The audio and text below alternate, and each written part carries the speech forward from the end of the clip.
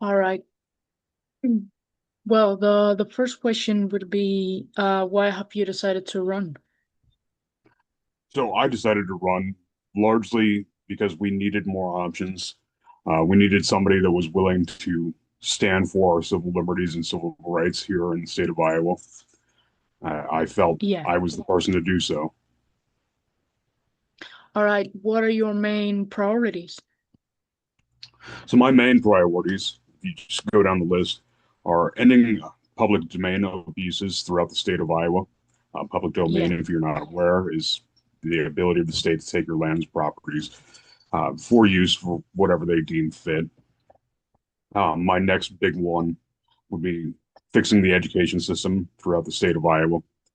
When I was going to school here in Iowa, uh, we were number one in education throughout the nation. We've Yeah. since then dropped to number 26.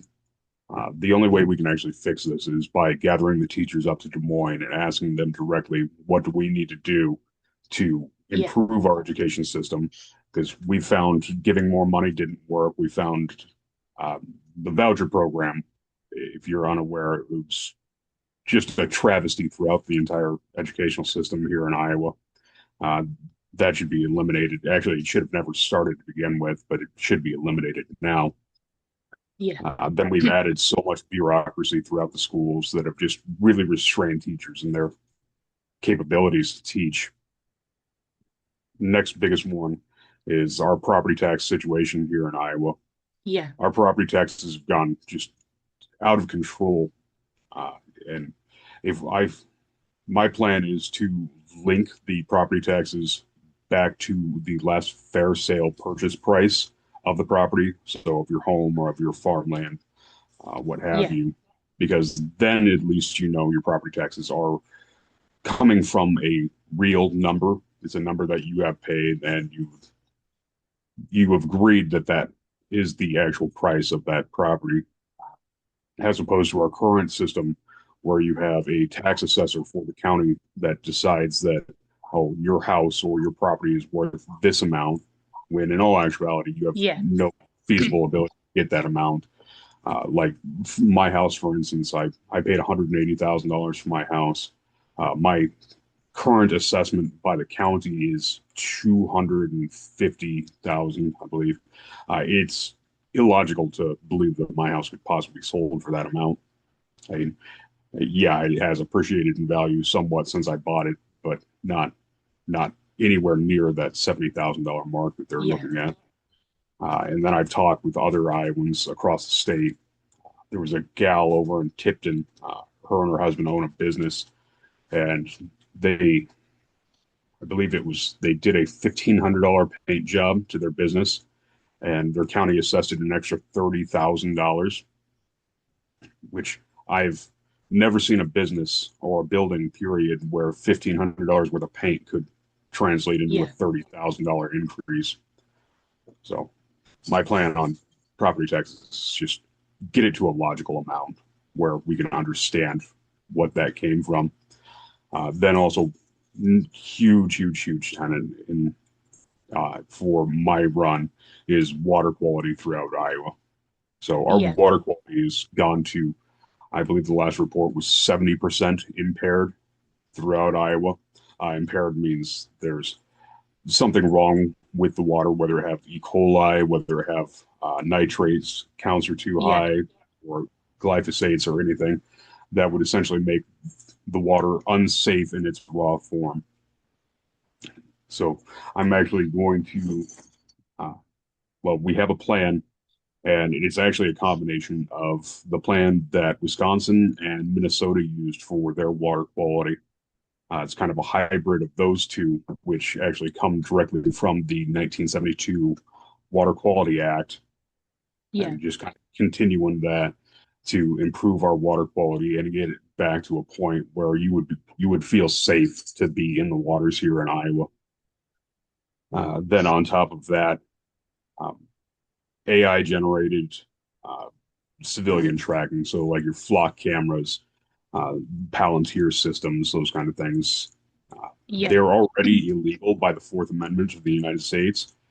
What we need to do is actually enforce that. So we're removing those flock cameras, removing that AI tracking system of our civilians, because there's no reason to ever do that. And it's just a great cost to the towns that have put those up and to the counties that have them. All right. Well, tell me a little bit more about education and what are the specific policies that you want to implement. So what we need to do is stop the bureaucrats from blocking our teachers from their educational systems. The teachers got into this profession because they're good at it. They know how to Yeah, teach. They know what to do to teach. Myself personally, I'm not a teacher. I can kind of instruct some people on things that I do at work, or I can kind of instruct some people with things around fixing a car or whatnot. But I'm not a teacher. I don't have that gift that teachers yeah, have, and I don't have that passion to do it. Because that's another thing is we kept on saying for years and years, decades even, yeah, that the teaching issue was a money issue. So we kept trying to give more money to the teachers, and then we found out that's not so much the issue. I mean, yes, of course, everybody wants to get paid more, but yeah, all these teachers got into that profession because they had a passion for it. And these people that have a passion for their job are always going to inherently be better at it than anybody else. But what we need to do is stop blocking them from doing their job. Very similar to your profession. If somebody was to stop you from doing it, whether that be just blocking your freedom of speech and press, yeah, that would be an inherent issue. We have the same issue throughout our schools. There's bureaucracy that is stopping our teachers from being able to do their jobs. Um, yeah, then, along with there's a lot of areas in rural Iowa where the teaching, because we've moved into this voucher system. It's the private school voucher system that's actually been affecting a lot of the smaller schools in rural Iowa because they're seeing lower attendance. And with lower attendance, then the counties and state have decided to start closing some of these schools, combining some of these schools, which is leading to larger classroom sizes. Larger classroom size, a teacher can fairly effectively teach, 15, 20 kids. They can't effectively teach, 30 or 40 kids. yeah, It's not possible to have that one-on-one with that many students in that short of a period of time. yeah. All right. Well, I'm really interested in what you said about the AI systems, the AI tracking systems you mentioned, and I think that's an issue of civil liberties actually. So, can you tell me more about what your policies would be in terms of supporting civil liberties and especially the Second Amendment, for example? So, as a libertarian, we believe very fundamentally in all civil liberties. Yeah, For the AI tracking systems, the flock cameras, those kind of things, those are an intrusion and an illegal monitoring yeah, of your personal business. So like a flock camera systems and the flock systems have been sold because they'll monitor traffic and they'll, give these communities insight on what they should do. Well, that's not what they're being used for effectively. yeah, They've very often been used to monitor individuals that are going throughout places, and because it's an AI system, they can build up a pattern recognition on, okay, so this man always turns left at this time, so he's going to be going here. Then he yeah, shows up on this camera over here at this time. So that way, when you're outside of your natural, like every day I drive almost the exact same route to work. Now, say there was construction like there is right now, actually, that I would have to go out a different route. Well, that could be used to get probable cause. So, an LEO could look at it and be like, well, you're outside of your normal natural patterns. You're like, well, yeah, it's because there's an incident over there. There's construction over yeah, there. So removing those removes the ability for those to be used for nefarious purposes, yeah. along with the fact that why would we want to be monitored at all times?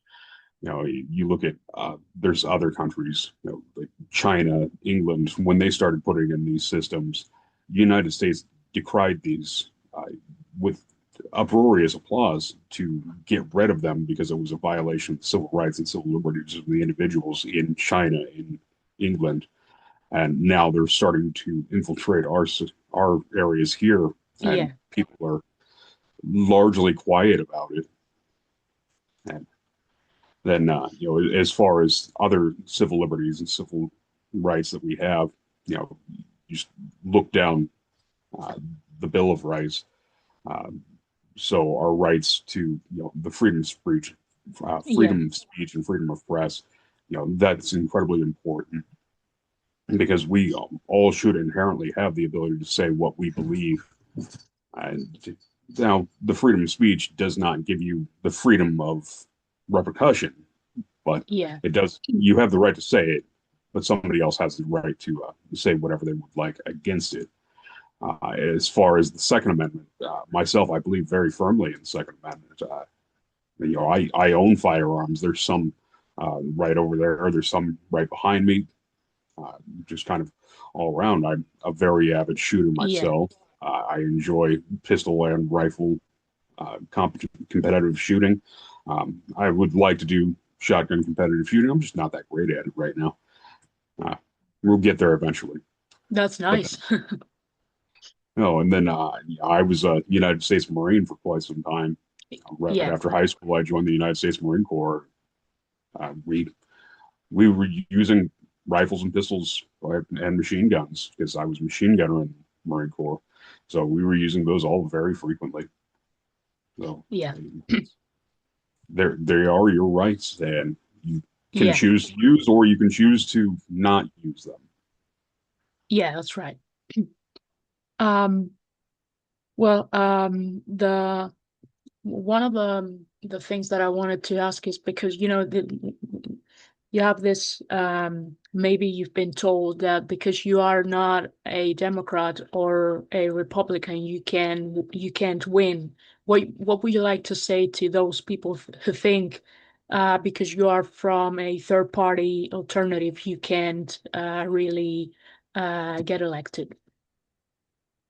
Well, we'll put it this way: libertarians get elected all the time across the country.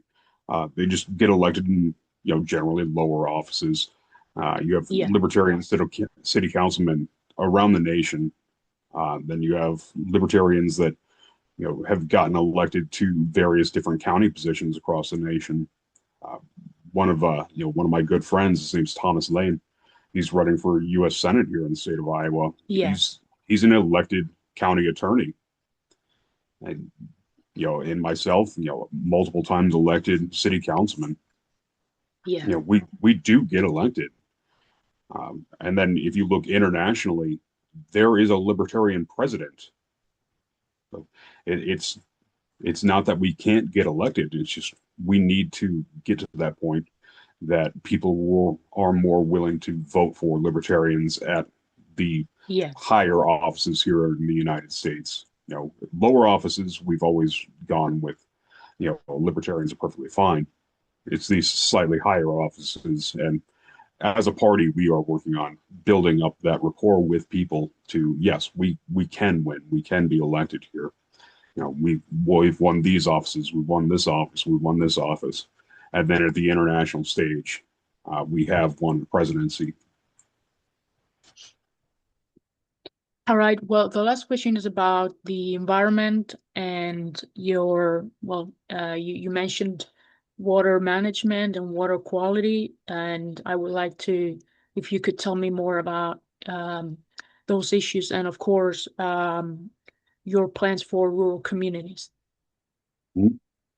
So, as far as the water issue goes, so a large part of that has to do with actually punitive efforts for the industries that have been contaminating our water, uh, largely on the corporate aspect. Then there will be some regulation as far as where you can spray, where you can use herbicides, pesticides, whatnot Yeah, around running water. As far as like a pond that a farmer has, they can do whatever they want with their pond. It's not interconnected to, running water. It's not an issue. And I have talked to some people that work in the agricultural sector, uh, farmers especially, Yeah. and most of them try not to as it is right now. But there is a large amount of corporate farms. Actually, corporate farms make around between 3 and 4% of the state of Iowa, which doesn't sound like a lot until you really break it down.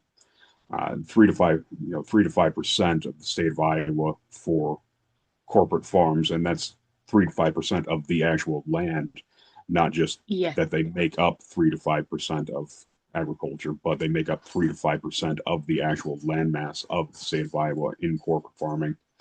And they don't have any incentive to care about the natural environment or water quality here in the state of Yeah. Iowa because they're largely Chinese. And then there's also quite a few that are from California. Um, I can't remember off the top of my head, but there is another country where it's very, very prominent ownership of Iowa lands. And, so it's going to be affecting them more than anybody else, which Yeah. and generally people are pretty okay with very large faceless corporations being affected. Um, then, as far as other environmental aspects, you know, I I'm not going to deny that climate change is existent. It Yeah. definitely is. I mean, it's on average warmer now than it was when I was a child. As far as what we can do is that, what we can do for that as a state. Um, I was actually been very progressive with this already.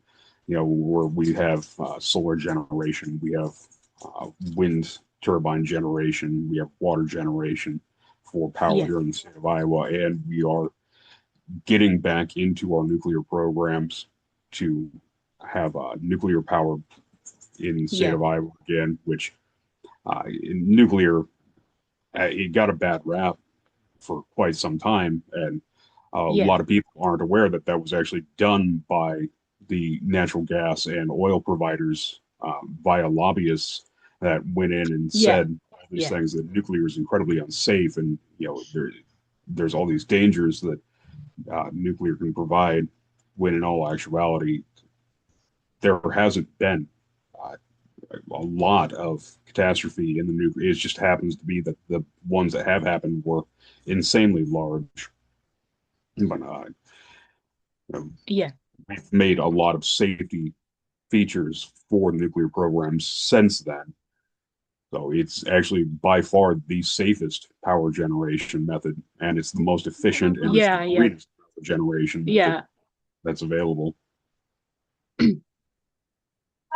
All right. Well, I don't know if you have anything else you'd like to say.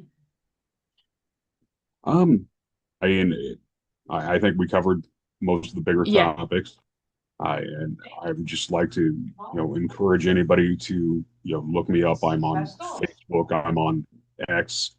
We have a website. It's glubaforiowa.info. So glubaforiowa.info.